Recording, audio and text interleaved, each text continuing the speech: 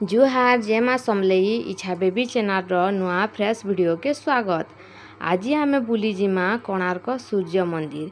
ई मंदिरटा कोणार्क ठान एका ही अच्छे। आउ ई सूर्य मंदिर किछि रहस्यमय कथा जानमा। तो चलो मोर संगे वीडियोर मूलू शेष तक देखमा। बोले कोणार्क रे काଣା काଣା अच्छे केन्ता कर जोछन काଣା करूछन सबु किछि आपण माने ई वीडियो रे जानि पारबे।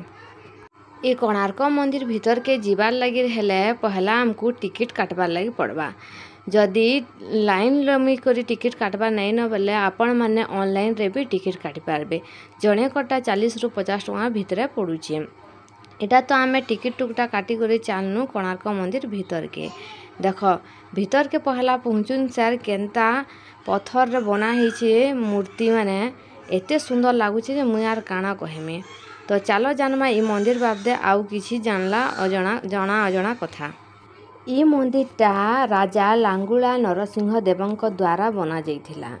आर इटा एक विशाल रथ आकारर मंदिरटे बनावा लगी राजा चाहिले। आउ ई मंदिरटा गुटे रथ आकार मंदिर एंता दिससी।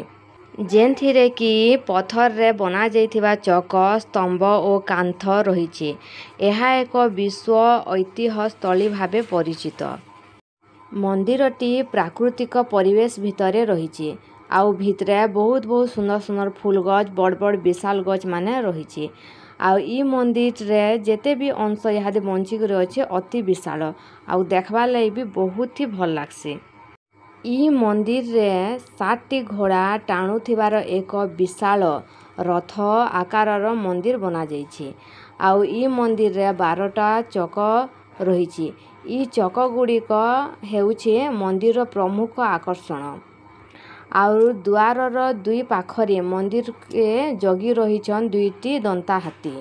एहा छड़ा अनेक प्रकारर देवादेवी यक्ष गंधर्व किन्नर नट नटी प्रेमी जुगल और नर संगीत शिल्पी अनेक चित्र इठान देखबा लगी मिलसी। राजा लांगुला नरसिंह देव सूर्यंक पूजा लगी सुंदर मंदिरटे बनाबार लगी इच्छा करथिले। आउ राजांक आदेश रे राज्यर अनेक ठानु कारीगर मानकु बछा हैला। से भितरु 1200 भल भल कारीगर के बछा हैला। आउ मंदिर काम आरंभ करा हैला। मंदिर तैयारी मुख्य कारीगर थिले विशु महाराणा। समुद्र कूल चंद्रभागा नदी मुहाण रे ई मंदिरटा तैयारी हैला। मंदिरटा बना हैला एक रथ आकार रे। मंदिर मूलरू चूल जाए करु कार्य रे पूर्ण हैला। किंतु कारीगर माने जेते थर चेष्टा कले भी दधिनौती को बसाई पारले नहीं। जेते थर बसाले भी सेठानु दधिनौती खसी पड़ुथिला। मुख्य कारीगर विशु महाराणा तांकर सबु बुद्धि विद्या खटाइले मध्य दधिनौती के बसाई नि पारुथाई।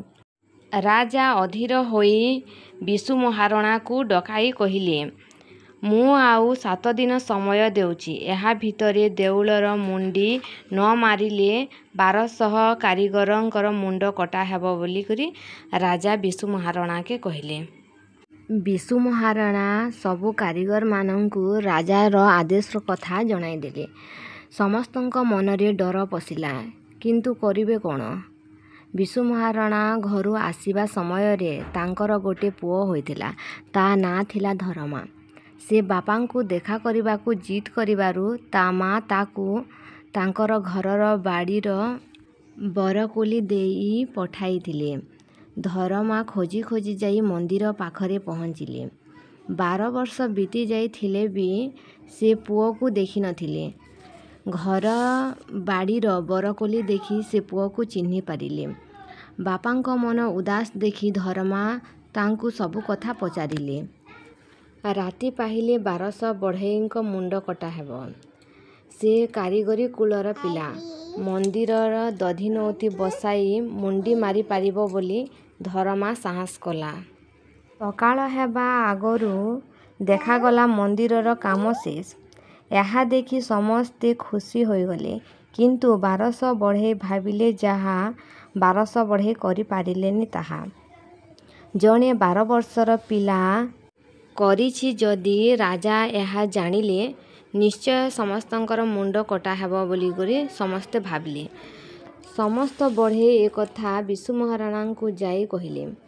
यह शुणी धर्मा भाविला जन्म हेले मृत्यु तो निश्चय, तेणु निजर जीवन अपेक्षा 1200 बढ़ेइंक जीवन मूल्यवान। तेणु से बापा को बुझाई मंदिर चूड़ को जाई समुद्र मध्य को डेई पड़ा। आउ कोणार्कर मुंडी मारिला धर्मा। ई मंदिर कारुकार्य देखबार लगी बाहरु भी पर्यटक माने आसन ठान के बुलबार लगी।